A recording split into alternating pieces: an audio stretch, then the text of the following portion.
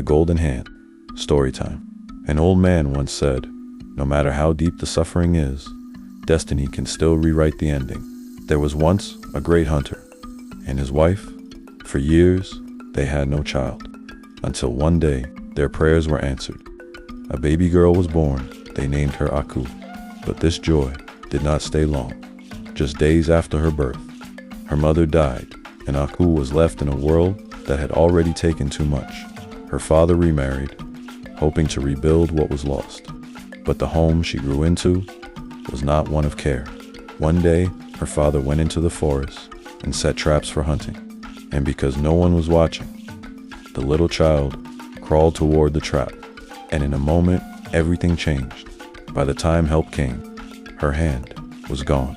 Her cries reached her father too late, and the guilt broke him. Not long after, he died, leaving Aku alone, an orphan, in the hands of people who did not love her.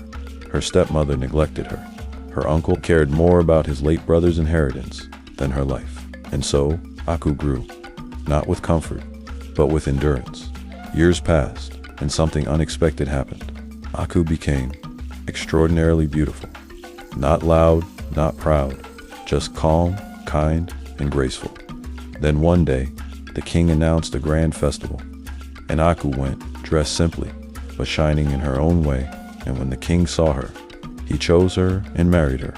And in the palace, her humility and her obedience made her loved by all.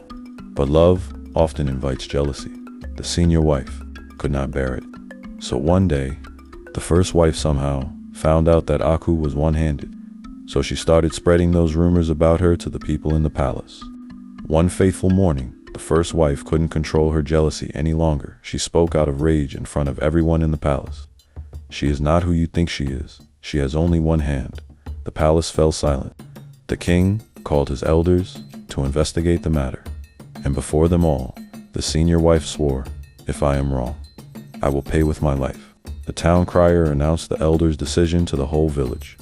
There would be a public test, a corn-pounding festival, where all the king's wives would pound corn before the village, and there truth would reveal itself. When Aku heard this, her heart broke. No mother, no father, and now, shame before the whole village befalls her. So Aku said to herself, "It's better to be dead than to live with this disgrace." So she decided to go to the river and end her life there. On her way, she met a stranger who possessed mystical spiritual powers. He looked at her and said, "Do not be afraid, Aku." The man then performed a ritual, and the next thing Aku saw was a giant python emerging from the forest. "Put your hand inside its mouth," he told her. Fear gripped her, but she obeyed, and when she pulled it out, her hand was restored whole again. Beautiful. The strange man then adorned her healed hand with lots of gold ornaments. He then told Aku, "Keep your hands covered until the trial day." And Aku responded with gratitude before she could say anything else. The mysterious man had vanished into thin air with no traces of him. The day of the festival came. The entire village gathered, one by one. The wives pounded their corn in front of their husband and the whole village. Then it was Aku's turn. She began with one hand, and the people laughed, used both hands. They shouted, then slowly, she stopped and revealed her other hand, covered in gold, and she then continued Elbi. With both hands, the villagers and their king froze in shock, whilst the first wife trembled to her feet. The people started murmuring amongst themselves. Some said she always covered her hands to protect her gold from bad people. Some also said she had hidden treasures. No wonder she was a humble woman. The happy king stood and declared, "From today, you shall be called Akusika, Aku of gold." And as for the one who spoke out of jealousy, the oath she swore will become her end.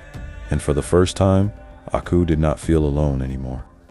She felt deep down her heart that her silent prayers were answered, and she was forever grateful. The wise lessons. Whatever you are going through, do not lose hope. Turn to God, for help will always come when you least expect it. Treat everyone with kindness, regardless of how they appear. What the world may see as incomplete is often perfect in the eyes of destiny, and those who act out of jealousy will one day fall into the very trap they set for others. This is the Midnight Radio, where stories become lessons. Good night.